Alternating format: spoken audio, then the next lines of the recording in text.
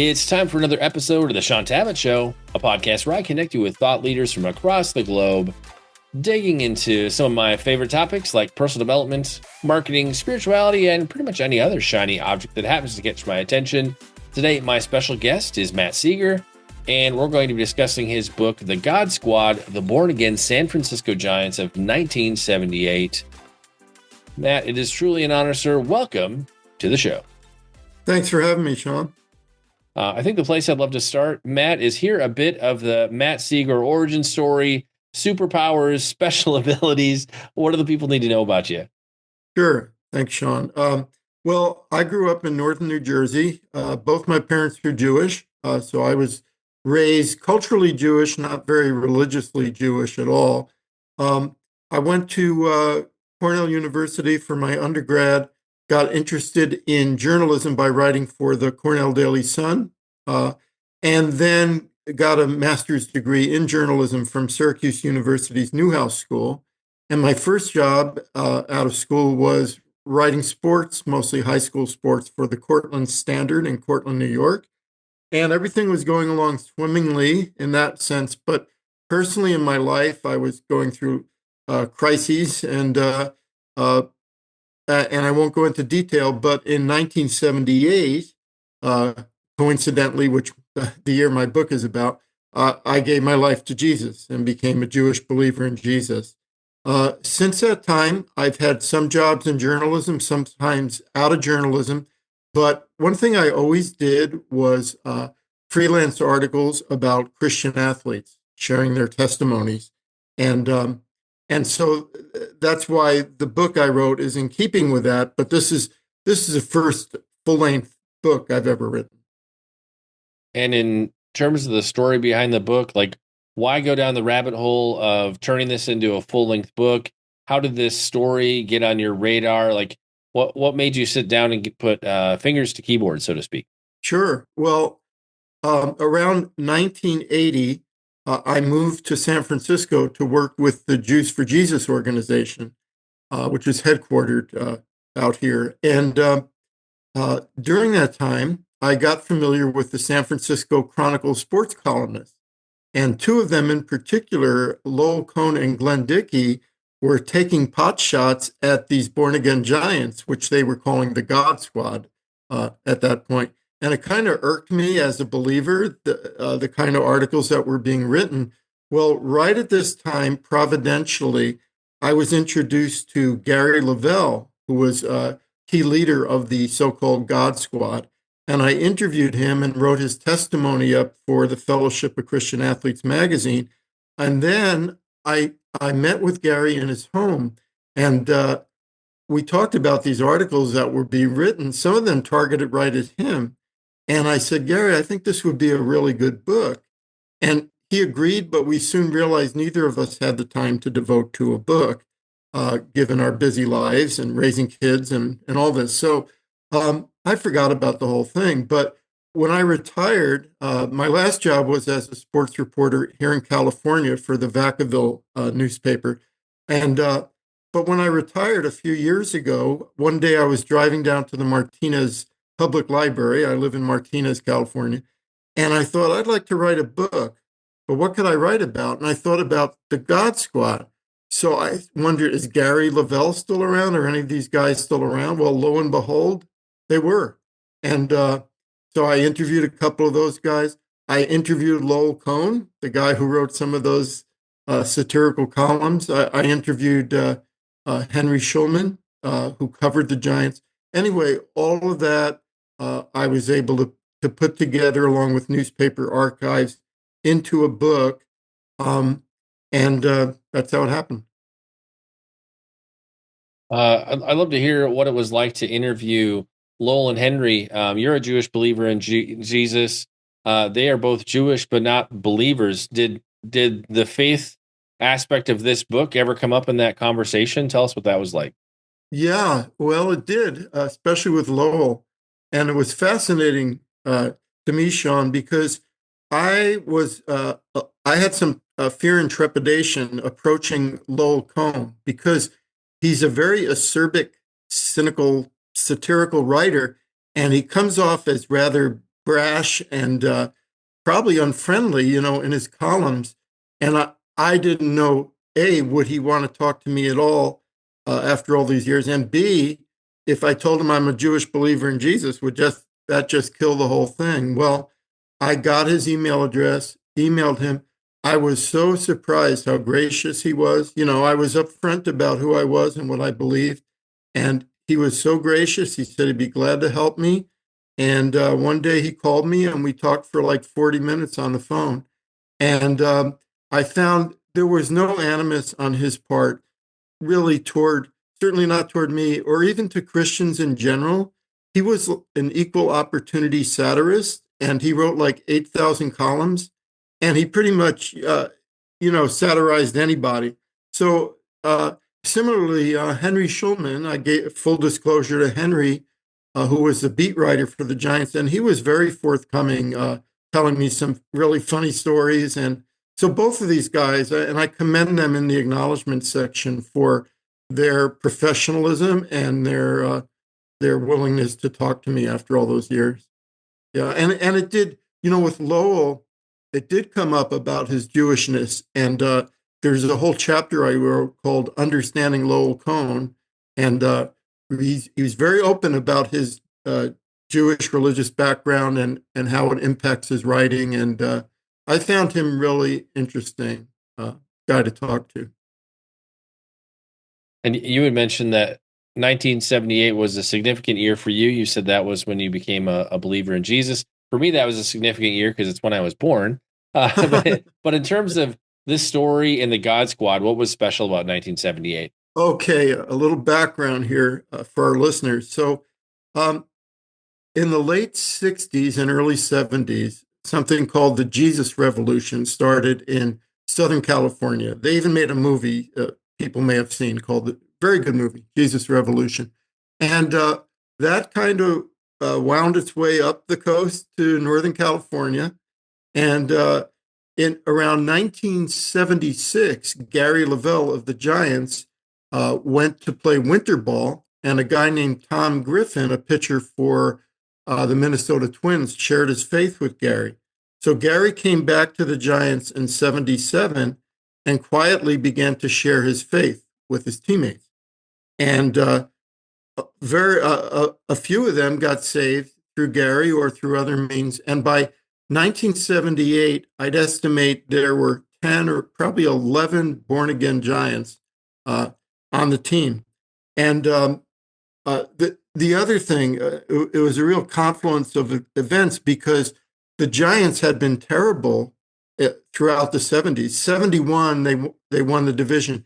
After that, they only had one winning season until 1978, when all of a sudden they were playing great baseball. And then you had these Giants, the born again Giants, after the game, giving praise to God, not necessarily for winning, but for the abilities he gave them and for the peace they had in doing their thing. And the press didn't raise any objection because the Giants were winning. And the Giants were in first place through much of the season until mid-August when the Dodgers overtook them and eventually the Reds overtook them. Giants finished in third, but for the fan base, it was huge because they were used to losing and now the Giants were winning. So the reporters didn't really have anything negative to say about the God Squatters because they're winning. Everything's going great. But in 1979, they got off to a horrendous start. And the journalists looking for something to make a story decided that it was the born again Christians' fault because they were too passive. And if they lost, they said, "Oh, it's just God's will." And so that's when the tables turned and the negative press started. And but it all started in 78. That's when you had 10 or 11 of these giants talking about Jesus. And in terms of the story, was this just a story local to San Francisco, or did it have more of an effect in the States? Did it reach anything international? How wide was Oh, this yeah. story? It had repercussions nationally. And the other thing people need to understand about 1978 or the late 70s in San Francisco is San Francisco had become a haven for, well, the whole hippie movement. Uh, Kids moved out, young people moved out here because they wanted freedom, and in many cases, for the gay population, they wanted that kind of freedom where they wouldn't be judged. Um, but there was also an atmosphere where people were in favor of legalizing drugs. Uh, they were in favor of abortion. They're politically very left.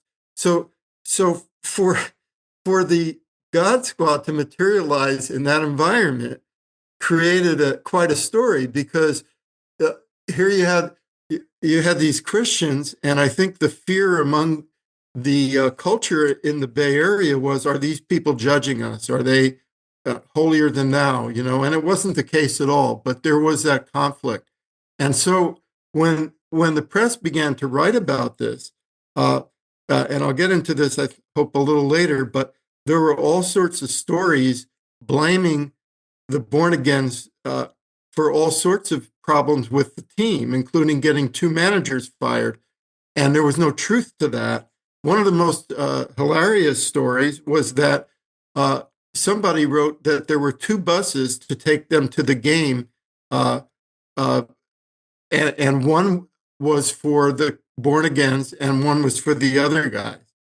And that was just a made up story. It wasn't true. So what happened nationally is people like Peter Gammons of the Boston Globe and Dick Young of the New York Daily News heard these stories and repeated them as if they were fact in their columns.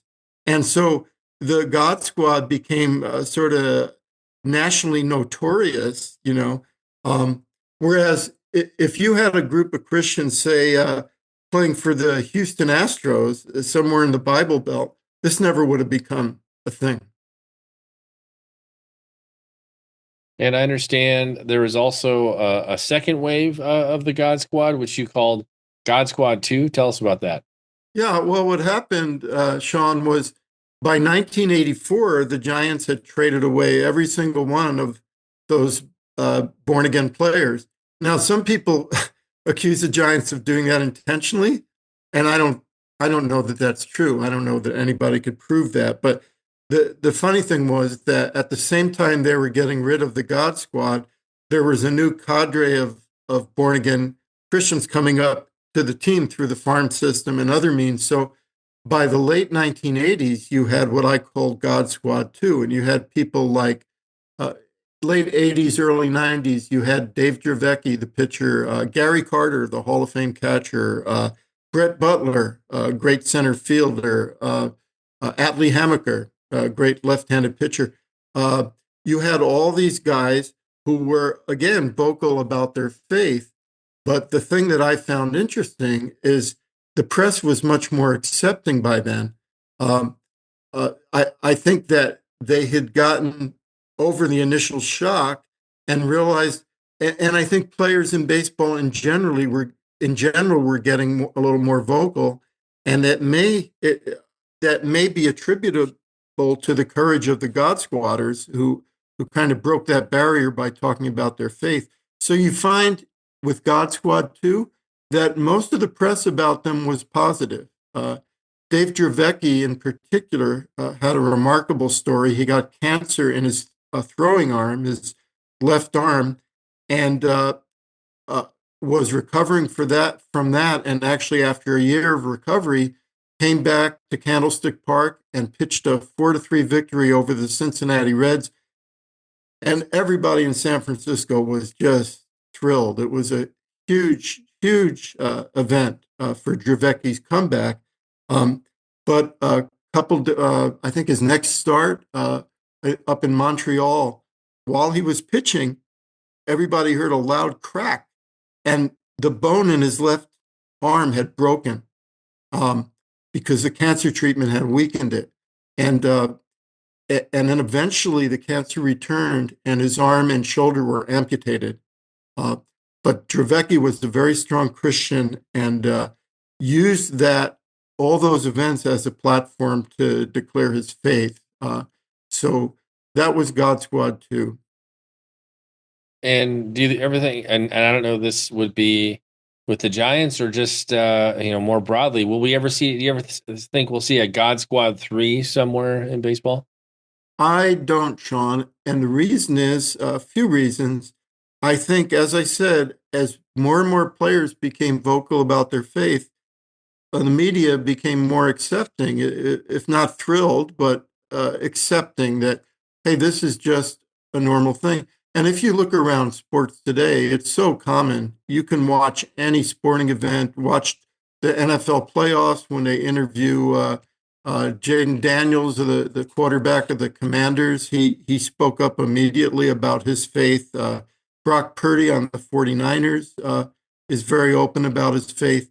Of course, Tim Tebow was, and I think it's just become commonplace now. And so there won't be, even if the Giants were to get a big number of born again Christians again, they have a few, but it really wouldn't create any waves because, as I say, I think the God Squad were kind of pioneers in that way. And if we have a few moments, I'd like to tell you some of the incidents that happened with the Yeah, God please. Squad. Yeah. One of the most notorious was the Giants had a pitcher named Bob Nepper, really good left-handed pitcher. And Nepper got saved through Gary Lavelle's testimony and through um, just God. Nepper said that one night in his hotel room, he just fell down on his knees and realized he was a sinner. And he said he had 30 minutes experience with the Holy Spirit just touching him. He was weeping uncontrollably, for that time. And he got saved. That was in, early baseball season 78, April or May.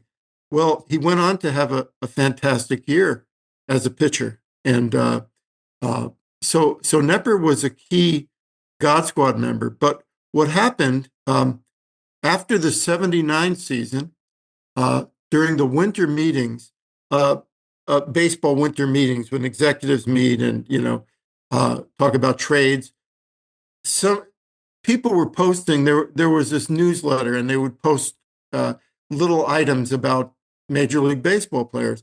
And one item that they pinned on the bulletin board said that when Nepper gave up a game-winning home run and the manager came out to talk to him about it, uh, Nepper said, well, it was God's will.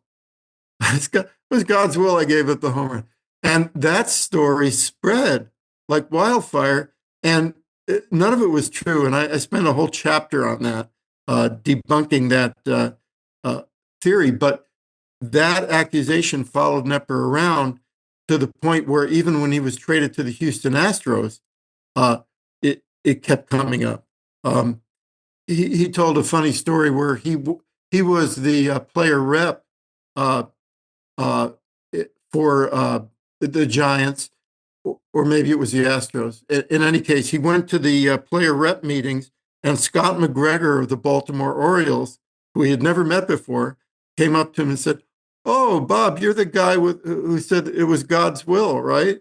And Nepper's like, "Wow, this story followed me to the American League," and he was hounded by the press about that false story. And one of the things I stress in the book as a journalist is how dangerous and wrong it is for journalists to spread a story that they haven't researched themselves back to the original source, because that is what happened with that story, with God's will, with the other stories about the team bus, with accusations that the Giants God Squad got the managers fired. All those things were repeated and spread. I found articles in the archives. I found one in Ottawa, Canada, that talked about how the God Squatters were this disruptive force on the team. So yeah, a lot of what I talk about is you talk about fake news. Well, this was an example where a story that wasn't researched was repeated, and to the detriment of the Giants. And I can go on and tell you one of the most inflammatory things that happened uh, uh, with the Giants was Lowell Cohn wrote a piece called "Can Satan Save the Giants?" And his premise was, and it was all a joke for him, but not so much for the God Squatters. He said, "Look, in 1979, the team's losing pretty badly, and God doesn't seem to be helping them too much. So why don't one of you sell his soul to the devil and see how that works out?" And it was a play. I don't know if you've ever seen the movie Damn Yankees, but yeah, the Washington Senators fan Joe Hardy is so fed up with the Yankees winning all the time that the devil comes to him and he sells his soul to the devil and becomes this great baseball player for the Washington Senators. So that was the idea. It was tongue in cheek. But what happened is there were a year later, he wrote another article called Lavelle and the Fiend, Fiend. And this one created more waves because Lavelle had given an interview to George Vexey of the New York Times about the God Squad. And Vexey asked some pointed questions, and Lavelle just responded uh, according to the questions. And he talked. Vexey asked about homosexuality and how he felt about that, in the Bay Area. And Lavelle said, "Well, I have homosexuals who are friends of mine, but if they ask me, about it, I have to tell them that God's word says it's a sin, things like that." And he said that the Bay Area is a very satanic area, and he said that because there's a Church of Satan that was founded by Anton LaVey in San Francisco. So, so everything Lavelle said was accurate, but of course, the way Vexey reported it, it made Lavelle sound like he was anti-gay, gay basher. And so when Lowell Cohn wrote this column, Lavelle and the Fiend, he quoted from Vexey's article, and it really got some bad reaction in the Bay Area. And Lavelle began to get death threats, letters and death threats as a result of the article. So, follow up to that, Cohn wrote a column called Friendly Persuasion, where he went into the clubhouse and talked to Johnny LeMaster, one of the God Squad, and Johnny said, what you wrote really hurt Gary. He was getting death threats and everything. So Cohn went over to Lavelle and asked him about it. He said, "Well, did you say those things?" And Lavelle said, "Yeah, but it sounded different when you didn't hear the questions, you know." And they had a good conversation. And Cohn completed the column by saying, "I wish that LeMaster and Lavelle had yelled at me or something, but they just seemed to turn the other cheek and they were very nice." And he said, "That's the worst thing they could have done because I didn't know what to do with that." So, so it was a good witness, but that's the kind of intense interaction that happened between the press and the God Squad at that time. And it's intriguing to hear, this level of drama coming out of print journalism from back in the day. Now this is all Oh yeah, online, and stories live for a moment, and then they move on to the next sensational thing. I feel like people in the generations after mine have lost the context for really this impact and prominence of print media for sure. back in the day. In terms of the reader's journey with the book, somebody spends their time and they read through the God Squad. Like, what's the takeaway? What's that thread you hope every single person grasps from this story? Well, I hope, Shaun, that people see that it took a lot of courage for these guys to talk about Jesus in that environment, and they were not shy about doing it. And it wasn't just Lavelle and Nepper; it was Jack Clark and Rob Andrews, um, Mike Ivey, and all of these guys. As you read through the book, you see them uh, openly declaring their faith. In a very fresh way, because most of these guys had just come to the Lord, and they were in that kind of honeymoon phase, and they were going to talk about it. And I hope that readers will see that, yeah, there's often going to be blowback when we speak up for our faith. Hopefully it won't be as intense as what these guys experience, but it is going to go against the grain.